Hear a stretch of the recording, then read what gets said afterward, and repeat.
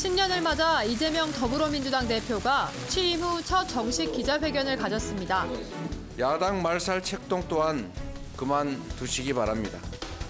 그동안 정부는 말로는 협치를 내세우면서 권력기관을 동원한 야당 파괴 정적 죽이기에 골몰했습니다. 이 대표는 4년 중임제로의 개헌 필요성과 함께 윤석열 대통령과의 영수회담도 제안했습니다. 국민의힘은 사법 리스크 모면을 위한 장꾀라며 영수회담 제안에 대해서도 선을 그었습니다. 대통령과의 면담 얘기도 나왔다고 하는데 대통령이 지금 범죄 피의자와 면담할 때는 아니라고 생각합니다.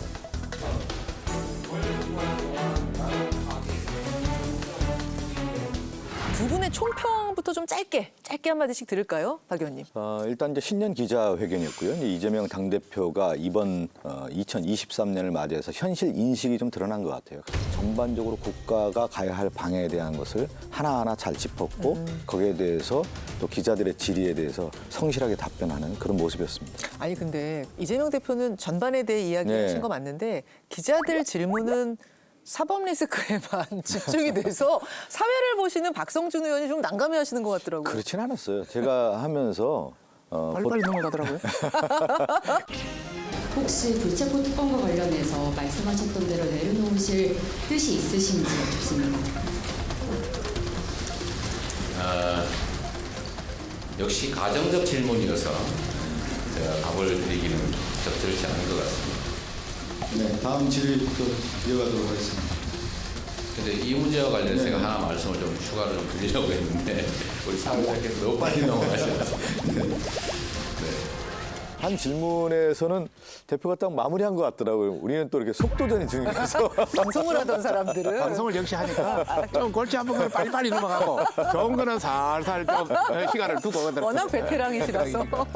이제 호흡 조절이 중요하잖아요. 아, 여기서는 좀 빨리 넘어가야 되겠다. 다음 하면서 저희들이 보고 또 많은 국민들이 평가하기로는 사법 리스크의 전환용이다, 회피용이다. 지금 내가 현 정권으로부터 여러 가지 피해를 받고 있다. 야당은 탄압을 받고 있다. 이런 어떤 피해자 코스프레. 피해자 코스프레. 피해자 코스프레의 어떤 그런 한 일면도 있다. 만약에 이게 아니라면 그동안 진행된 부분에 대해서 기자들이 물었을 때 이거는 아니다. 소명을 해준다든지 아니면 사과를 한다든지 이런 거는 전혀 그냥 바로바로 넘어가. 물론 빨리 진행하시니까 넘어간지는 모르겠습니다만은 그렇게 그냥 그거는 누리뭉실하게 넘어갔다. 이런 말씀이세요. 두 당의 시각이 좀 이렇게 다른 상황인데 눈에 띄는 대목들이 몇 가지 있었어요. 단임제에서 4년 중임제로 바꾸는 방식의 개헌이 필요하다. 개헌을 제안했습니다. 윤 대통령은 신년 인터뷰에서 중대선거구제를 이미 제안한 바가 있죠. 결국 이재명 대표가 이 좀 맞불 성격으로 이걸 좀 던진 것이냐. 아니면 뭐 국면 전환 프레임이냐, 어떤 의도가 있냐, 여러 가지 얘기들이 있었습니다. 박 의원님. 우리나라 이제 정치 개혁을 하고자 할 때는 어떻게 가야 되냐면 세 가지가 같이 가야 되는 거예요. 개헌을 통해서 권력 구조, 중임제를 대통령 중임제가 가든 의원 내각제가 가든 거기에 맞는 선거구제 또 행정구역 개혁 이런 세트로 해서 전반적인 정치 개혁의 방향이 가야 되는 것이지 하나 가지고 가서는 되게 어려운 거예요. 그래서 그러면 뭐냐면 윤 대통령이 얘기한 중대선거구제 하나만으로는 안 된다는 어떤 보완제적인 성격 뭐 이렇게 봐야 되는 건가요? 더 크게 가야 된다는 더 거죠. 크게 가자는 왜 그러냐면 제안이다. 올해 같은 경우는 선거가 없기 때문에 이러한 논의를 더욱더 심층적으로 해서 여야가 머리를 맞대고 우리나라 개혁을 위해서는 무엇을 해야 되는 거에 대한 정치 개혁에 대한 방향을 제시를 해야 되는 것이죠. 하나 그냥 또 중선거구제 합시다. 이렇게 해서는 논의도 안 되고 되기도 어려운 거예요. 앞으로 개헌 문제라든지 선거구제 문제라든지 지방 구역 개편이라든지 이런 큰 툴은 해야죠. 거기 예전에 정부에서도 해왔죠. 항상 시도했죠. 그러나 지금 이제 막 몇 개월 지나지 않았는데 개헌은 블랙홀입니다. 개헌을 주장하는 순간 모든 의제가 여기에 다 빨려 들어가는 그런 상황입니다. 그런 차원에서 지금은 바로 그런 단계는 아니다. 물론 여러 가지 전략적 관점을 두고 이 문제를 꺼냈을 겁니다. 그러나 이 실현 가능성 거의 없는 사항을 이렇게 정권 초기에 낸다는 것은 의도가 딴 데 있다. 저희들은 그렇게 보는 것이죠. 딴 데 의도가 있다. 그게 바로 국면 전환용이다. 그렇죠. 이재명 대표가 던진 중요한 화두가 또 하나 있죠. 네네. 영수회담. 네. 영수회담을 다시 제안했습니다. 지금처럼 야당을 배제하고 정적을 제기하고 뭔가 죽이겠다라고 달려드는 가운데서 정치가 이루어질 수 없는 것이다. 여야 영수회담을 통해서 정말 중요한 국가 의제를 여야가 한번 생각해보고 이 문제는 풀어봅시다. 윤석열 정권이 하는 정책 아젠다와 정책 입법이 있지 않습니까? 이런 것은 분명히 해달라. 그러면 특히 또 야당도 우리 민생을 위해서는 기본사회를 위한 준비라든가 또 추경이 필요하다면 이런 추경에 대한 것들라든가 서로 맞대서 그걸 논의를 하면은 그 자리가 풀어지는 거 아니겠습니까? 예. 그런 차원에서 얘기했다고 좀 들어봐야 되는 협치의 거죠. 물꼬를 좀 트는 그렇죠. 어떤 그런 자리로서 영수회담 제안이다. 이 말씀이신데요. 저희들은 결코 영수회담 관련해서 언제나 열려 있다. 대통령도 그렇게 이야기했습니다. 언제나 열려 있다. 다만 국회 사안과 여러 여건을 감안해서 할 수밖에 없다는 걸 이야기인데 지금까지 우리 야당의 입장에서 좀 생각해 보십시오. 대통령이 국회에 와서 예산 같은 연설을 하는데 한 명도 안 들었어요. 지금까지 그런 예가 없었어요. 아, 민주당 의원들. 국회에서 하는데 안 도와줬어요. 법안 처리 개혁 하나도 안 도와줬어요. 여건 사실 민주당이 하나도 만들지 않는 거예요. 그다음에 두 번째로 내가 말씀드리고 싶은 것은 지금까지 역대 야당 대표 중에 이렇게 범죄 혐의가 많은 사람이 있었습니까?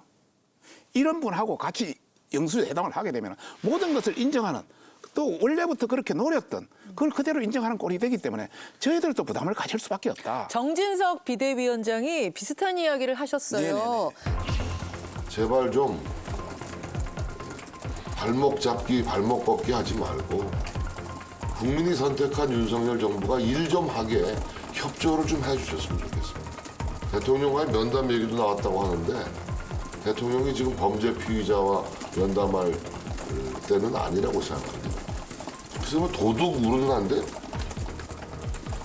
도둑은 누가 도둑입니까 도대체? 내가 속으로 작게 외쳤어요. 반사 이렇게 했어요. 반사! 반사라는 말 되게 오랜만에 들어보거든요. 박성준 의원님. 굉장히 좀 세게 말했어요. 어떻게 들으셨어요? 당대표의 언어가 아니고 저 같은 대변인의 언어예요. 공격할 때 최전방 공격수의 언어인 거예요. 만약에 리스크가 그쪽에서 바라봤을 때 있다고 하면 당시에서 그렇게 공격하는 것은 뭐 대변인 저는 뭐 인정합니다. 저도 윤석열 대통령이 맨날 공격을 하니까. 예. 센 말 하시잖아요. 그렇지만 당대표격 아닙니까? 그 상대당 대표에게 그렇게 하는 것은 안 맞다. 우리 정진석 위원장 오선 아닙니까? 그런 모습을 보여야 우리 후배들도 따라가면서 아 정치가 이렇게 가. 지금 맨날 여당에서 남 탓하고 여당에서 야당 죽이게 하려고만 하니까 이게 뭐 됩니까?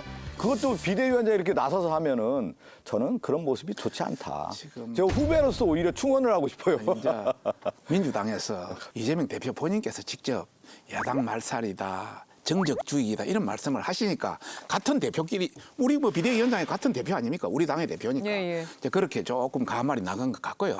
오는 말이 강했기 때문에 가는 말이 말도 강하게 나간 것 같고요. 또 뭐 도둑 우는데 누가 도둑입니까? 대표는 우리 보고 도둑이라는 소리거든요. 도둑 우는한데 누가 도둑입니까 하는 거는 우리 보고 도둑이라는 소리 아닙니까? 우리 당 보고 우리 또 좀 찔리셨던 거예요? 그러니까 우리 생각에는 그건 당신이 도둑이지 않냐? 그런 느낌으로 받아들이시죠. 그러니까 반사. 당신한테 반사. 당신한테 그걸 반사한다. 저 아니고요. 이쪽으로 반사한다. 이렇게 표현한 것이죠. 여하튼 뭐 말의 어떤 강도는 조금 그런 것 같아요. 좀 그러니까 저는 그런 생각이 들어요. 좋겠는데. 뭐냐면 기자회견에서 기자들이 그 질문을 했어요. 이재명 당대표, 이재명 다음이 없어졌다. 했더니 그 얘기를 하시잖아요. 이재명 대표가. 과거에 성남시장과 경기사 할 때와 지금 당대표의 자리가 달라졌다. 거기에 맞는 언어를 해야 된다. 그러니까 과거의 사이다 발언이 아니라 그 자리에 맞는 다른 언어를 써야 되는 것이죠. 저는 그래서 오늘 이 자리에서 정진석 비대위원장께 그 말씀드렸네요. 여당의 당대표에 맞는 언어를 좀 하시면 좋겠습니다. 저도 그걸 배우고 싶습니다. 이재명 대표한테 좀 전했죠. 그렇게 하면 안 됩니다.